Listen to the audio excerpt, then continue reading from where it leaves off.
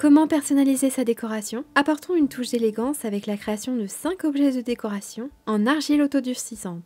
Bonjour, je suis Maude, j'espère que vous allez bien. Je suis ravie de vous retrouver aujourd'hui pour réaliser ensemble 5 objets de décoration en argile autodurcissante pour embellir votre intérieur. Et si vous êtes nouveau sur ma chaîne, n'oubliez pas de vous abonner pour embarquer avec moi dans de nouvelles aventures créatives. Nous allons commencer par ce magnifique miroir torsadé en argile. Ce tutoriel est super simple et rapide à réaliser et ce miroir ajoutera une touche d'élégance à n'importe quelle pièce de votre maison. Pour cela, il vous suffit d'acheter de l'argile. Celle-ci vient de chez Amazon. Je l'ai payée 6,45 € le kilo. J'ai opté pour une argile terracotta car je ne souhaite pas le peindre par la suite. Et je trouve que cette couleur apporte vraiment élégance et chaleur à mon intérieur. Vous pouvez en trouver dans les magasins de loisirs créatifs comme Cultura, Zodio ou Bosner par exemple. Il faudra également un petit miroir de table. Celui-ci vient de chez Stone Green.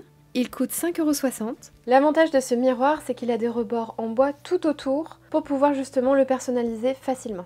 Et enfin, un pistolet à colle chaude et des cartouches. Vous pouvez retrouver toutes mes fournitures en description de cette vidéo si ça vous intéresse. On va former une spirale pour encadrer ce miroir et qu'il devienne un accroche-regard dans votre intérieur.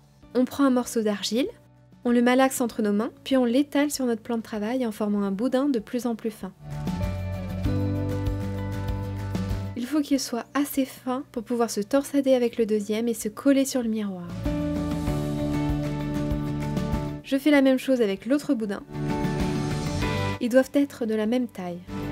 On va ensuite les torsader entre eux. Pour cela, je croise mes 2 brins d'argile entre eux, puis je les fais tourner délicatement vers moi pour qu'ils s'enroulent d'eux-mêmes.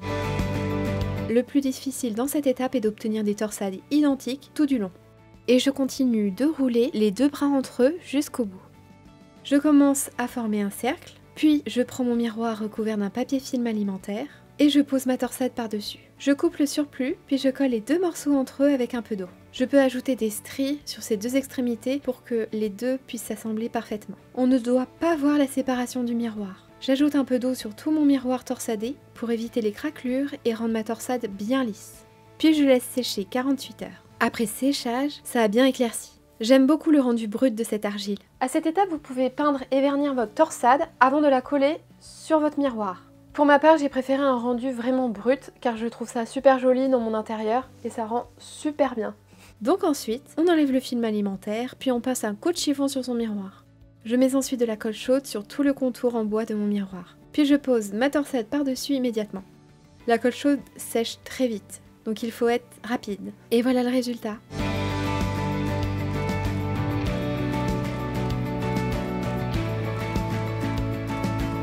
Et si on façonnait maintenant un porte-bijoux élégant et fonctionnel en argile? Réalisez-le avec des formes ondulées pour exposer vos bijoux préférés avec style dans un esprit floral.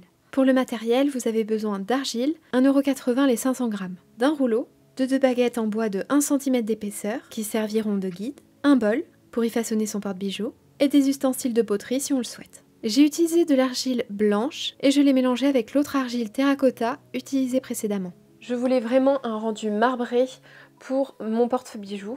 C'est pour ça que j'ai préféré mélanger plusieurs argiles entre elles. Vous me direz ce que vous en pensez. Vous n'êtes pas obligé de faire le même rendu, mais je trouve que c'est original et ça rend super bien. Je mélange suffisamment pour avoir ce rendu-là et je forme une boule. Je prends mes 2 baguettes de bois, puis avec mon rouleau, j'étale l'argile. Les baguettes me servent de guide pour maintenir mon argile en place et obtenir une bonne épaisseur partout.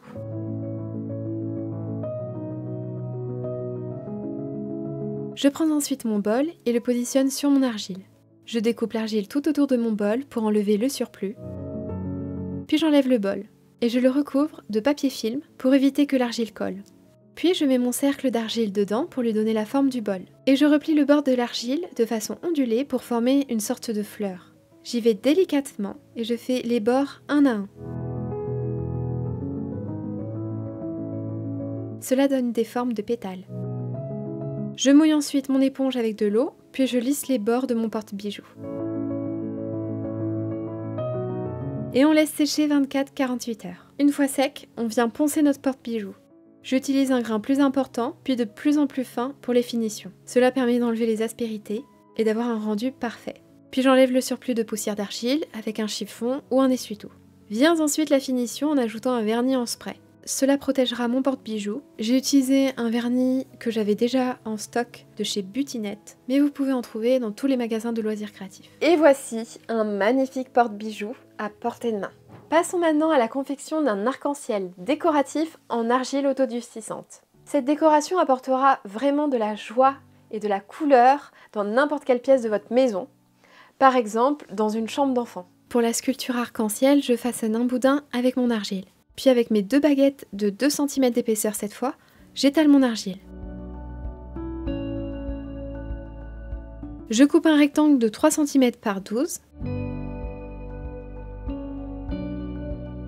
Vous pouvez faire un arc-en-ciel plus ou moins épais.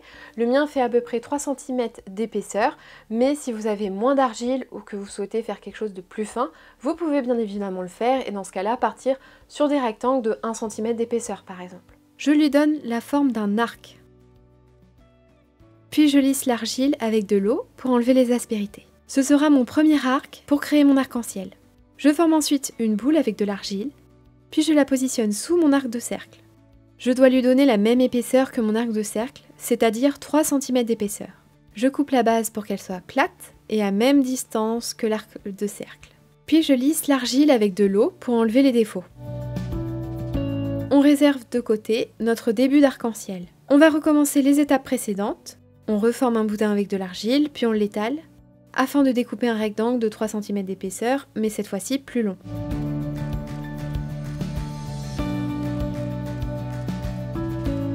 On réajuste les nouveaux arcs de cercle en les positionnant sur le précédent, puis on coupe le surplus d'argile. Une fois que j'ai fait tous mes arcs de cercle, je recouvre ensuite une assiette, puis chacun de mes arcs de cercle avec du papier film alimentaire, pour éviter qu'ils ne collent entre eux pendant le séchage. J'ajoute donc mes 4 arcs de cercle sur ma base. Puis avec un cutter, on enlève délicatement le film alimentaire sur le devant et le derrière de mon arc de cercle, pour qu'il puisse sécher.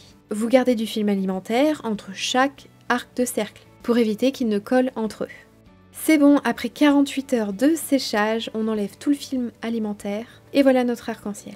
Et il ne reste plus qu'à le peindre comme on l'entend. En cette période, j'aime beaucoup les couleurs automnales, donc j'ai fait un dessin sur mon iPad pour me rendre compte de ce que pouvait rendre mon arc-en-ciel avec ces couleurs-là. J'ai opté pour du vert, du jaune, du orange et du marron. Puis je peins chacune de mes formes sur le dessus.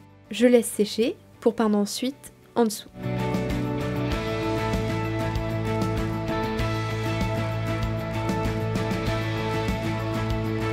Et je laisse sécher à nouveau.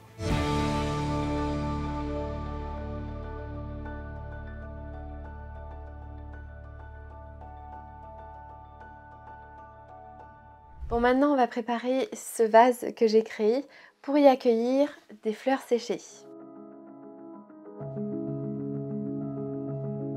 Pour ce tutoriel, j'étais partie sur l'utilisation de la box de modelage L'Atelier de Geneviève. Alors de base, c'est un atelier qui est basé sur Paris, qui propose des ateliers pour réaliser soi-même ses vases, ses bols, ses assiettes. Mais comme je suis sur Bordeaux, et en fait je les ai rencontrés lors du salon de création savoir-faire l'année dernière, ils proposaient en fait des kits tout faits qu'on peut également acheter sur leur site. Donc j'ai pris cette box modelage à 39,90 € pour réaliser un vase décoratif. Alors dans ce kit, il y a vraiment tout pour faire un vase. Cette box se compose d'argile, d'une planchette, de peinture et d'accessoires de poterie pour réaliser son vase. Donc celui-ci, que je vous montre en photo, c'est le vase que l'on est censé faire, plus ou moins en tout cas, avec ce kit.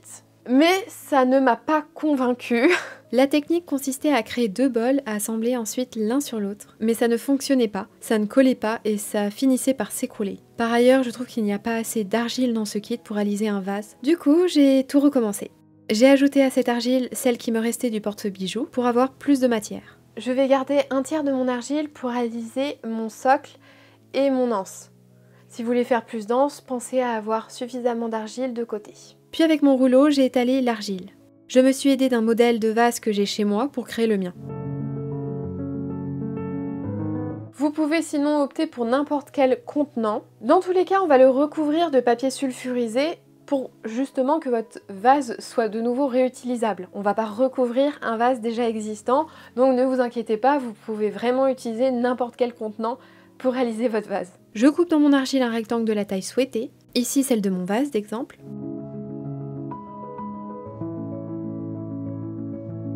j'enroule l'argile autour de mon vase pour voir le rendu et coupe le surplus.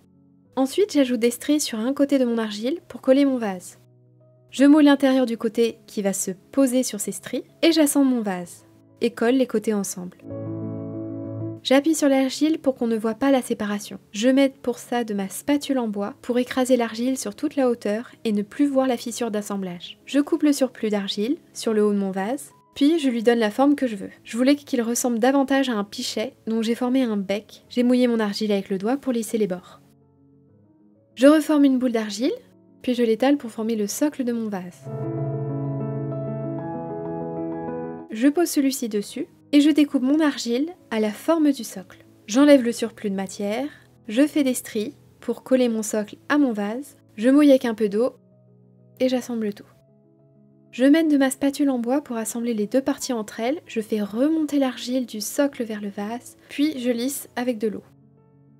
Attention, là c'est la partie très délicate, on prend son temps pour réaliser cette étape-là. Je retire tout doucement mon vase de ma poterie pour pas que ça ne se fissure. Cela va me permettre de faire les finitions de l'intérieur de mon vase pour éviter les fissures. Ainsi, je vérifie que mon socle est bien assemblé à mon vase. J'ajoute un long boudin de solidification à l'intérieur de mon vase au niveau de l'assemblage, car sinon, au séchage, mon vase va se fissurer. Et voilà, il n'y a plus qu'à attendre 48 heures voire 60 heures de séchage et ce sera bon. C'est sec. Je le ponce pour enlever les aspérités et qu'il soit bien plus joli. Pardonnez-moi, j'ai oublié de vous filmer l'ajout de l'anse sur le pichet, mais ce n'est pas bien compliqué, il vous suffit juste de réaliser un petit boudin. Et pour l'ajouter, c'est toujours pareil, vous ajoutez des stries et un petit peu d'eau sur les extrémités de votre boudin, ainsi que sur l'emplacement où vous allez mettre votre anse. Je nettoie après ponçage avec un chiffon. Puis il n'y a plus qu'à peindre et à vernir.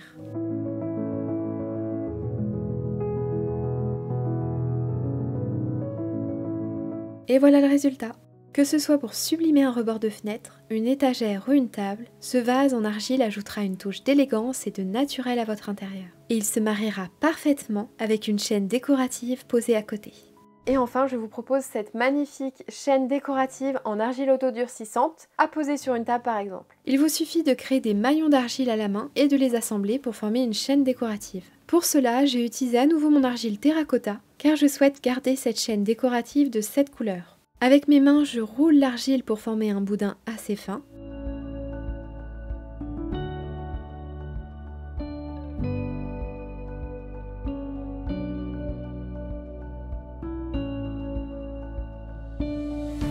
Je coupe les extrémités une fois que je suis contente de la taille de mon maillon. Je fais des stries sur les extrémités de mon maillon pour les assembler entre eux. Puis avec un peu d'eau, je lisse le tout pour ne plus voir la fissure et les aspérités sur mon maillon.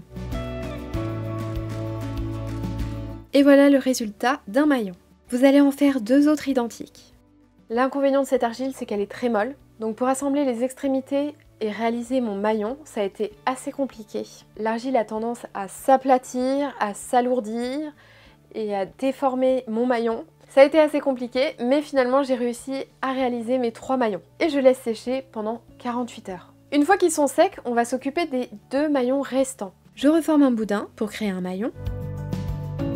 Mais avant de fermer les extrémités de celui-ci, je mets le boudin dans un maillon, puis dans un autre. Il permet de réunir 2 maillons secs entre eux. Ensuite, on strie les extrémités et on les colle entre elles pour former le maillon.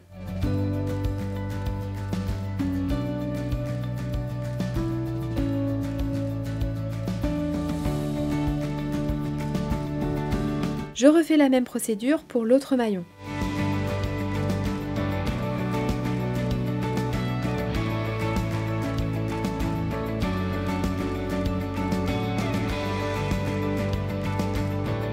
On a du coup une alternance entre un maillon sec et un maillon à laisser sécher. Ce qui permet en fait de ne pas avoir des maillons trop difformes et d'avoir une chaîne décorative à la fin plutôt bien réussie. Puis on laisse à nouveau sécher 48 heures.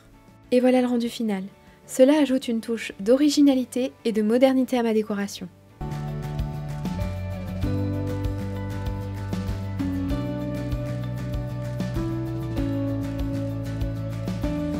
Et voilà, Vous pouvez maintenant créer vous-même 5 objets de décoration en argile autodurcissante et surtout laissez parler votre créativité et faites quelque chose qui vous ressemble. N'oubliez pas de laisser un petit pouce vers le haut si vous avez aimé cette vidéo et de me laisser un commentaire si vous avez des questions ou des conseils. Je publierai souvent de nouveaux contenus créatifs, surtout à l'approche des fêtes de Noël, donc n'hésitez pas à vous abonner si ce n'est pas encore le cas. Et moi je vous dis à bientôt pour de nouvelles aventures créatives.